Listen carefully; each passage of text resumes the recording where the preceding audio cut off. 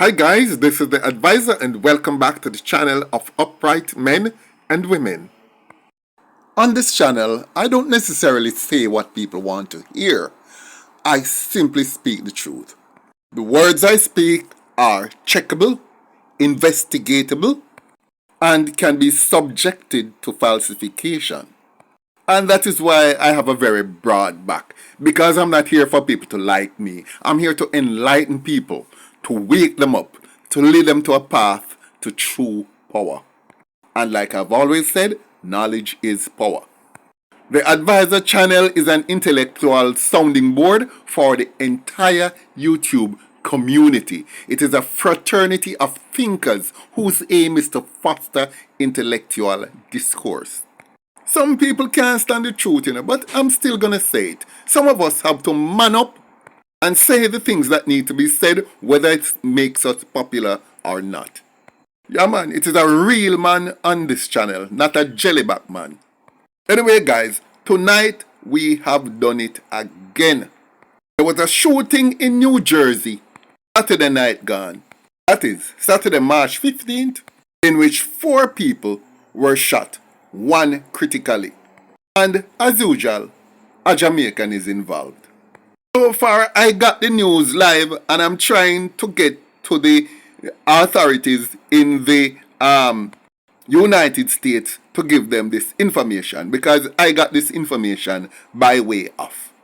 And I know one of the shooters because he's a Jamaican who had ended up going through the border. But before I tell you who this man is and show you his photograph and give you a background and some of his antecedents, I would like you to take a look at this clip from ABC Channel 7 Eyewitness News. Police in New Jersey tonight investigating a shootout that left 4 people wounded. One of them was critically injured.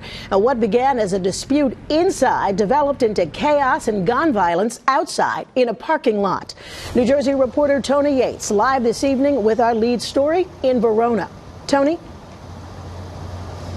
Yeah, a shootout happening literally yards away from homes, which neighbors say it was a quiet street before this party venue moved in months ago. Now, the person in question, who the police doesn't seem to realize, well, I don't know if them know by now, but up to Sunday night, they were not aware of who one of the individual, the main person who caused the mayhem, who he was. It is this man here, known as Diane Johnson. Yes, we don't never know some man can name Diane. Well, there is a story behind how he got the name Diane. In fact, he's actually Diane Johnson Jr. because his father is Diane Johnson. Sometimes a little bit of history is good, for those who want to learn things about life. Diane Johnson Jr.'s father was born in 1967. And at that time, it was the time when the Israeli war, the 6-day war, was going on in the Middle East. At that time, the general of the Israeli army was a man called Moshe Dayan. No, I think he was defense minister in 1967. And Moshe Dayan took on about 5 or 6 Arab countries and beat them in the 6-day war. And Diane Johnson Jr.'s father was born at that time, and his father named him Diane after Moshe Dayan. When he got this son, he named his son Diane Johnson's Jr. So that's how he got that name. And Junior, let's call him Junior, he was born, he's now 27 years old. First of all, he was the one who is believed to have killed 55-year-old Irving McLagan, who was shot and killed inside the Spanish Town bus park. While standing beside his bus, he owned a bus, and as a matter of fact, he owned 2 coaster buses. And he personally drove one of them.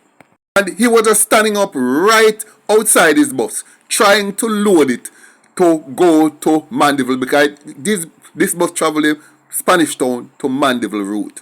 And this youth just dress up in a school uniform. This same Diane Johnson Jr. And just walk up to him and just pull him up a shot and just left. It's soon after that him run away and go through the border within months because he was laying quiet. Now, here's the inside story. Junior, him was part of the Clansman gang. And Irving McLegan was a part of, no, not really a part of, but he's loosely associated with the one other gang.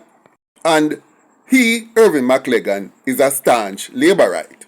His entire family, and this is somebody that I know personally, and him come from in a McGregor Lane, right next to Horizon Park, that's all. If anybody knows Signam, in that general area. And the thing is, you see when you fall under the protection of the one other gang, they are going to get information because the thing with these gangs, they have a good network of informers. Let me tell you something, and this is not widely known, but you see the people them who sell in and around the bus park and in the plaza and in the general area, most of them are lookouts for either one gang or the other. That is why I say, police them fool. Police must could have been giving their own hawk and peddler money to sit down out there and sell bag juice or icy mint or whatever, and be there to point out all the gunmen and extortionists and give them the full lowdown for everything we are going. But no, only the gang members are smart enough to have that network of spies. Nobody can enter or leave that bus park and the head of the Clansman and the head of one other don't know. If pin drop down there, them know. If a pocket pick, if bad word cuss, both gang members know. Why the police can't take a leaf out of these gunmen's books? Anyway, back to what I'm saying. One of the vendors who is a lookout for the one other gang, him see that you there, that individual see that you there and know that you there. And the news reached back to one other. One other said, listen, if you don't want a big war, we know who. If you don't want a big war, push him out. Push him out. Send him come give or uno dispatch him yourself. Or else big war go start and nobody go make no money, neither we nor you. So do what you have to do.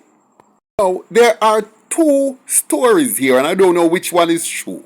Me here say the youth here say him own side, Clansman side, I go brush him to cool down the thing and him make a step and take away himself out of Jamaica. I hear that the Clansman leadership decide to send him away themselves. Either way, that war was somehow averted. So, this youth now junior, him go through the border and was in New York for a while, but don't know what him do, and he moved go down to New Jersey. But as you know, them can't keep themselves circumspect. So that's how he reached at that venue. Because man in New Jersey who knew what he had done in Jamaica for half a runway, knew he was going to this event and decide to take him out. And instead of them just walk up to him and just dirt him in an ambush, them go up to him, drag him one side and attack to him, and what him do? Junior first pop off. I hear that he didn't fire first, but him pop off and I back them off and I make him way out, but then the shooting start. Now one of the main man who did come for dirt him get about 3 or 4 bullets in him chest and him belly, but him don't dead. And his stray shot catch the other rest of people.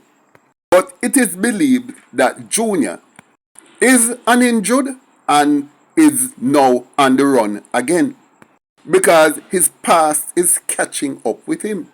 But then again, doesn't it always? If you do something in a bad man place of Jamaica and you want to go foreign, go escape from, you can't go America.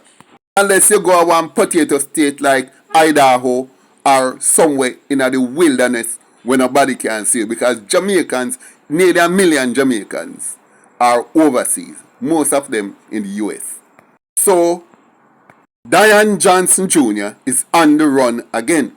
I'm trying to get this information to the US authorities and let them know who it is they should be looking for and hopefully get some results soon.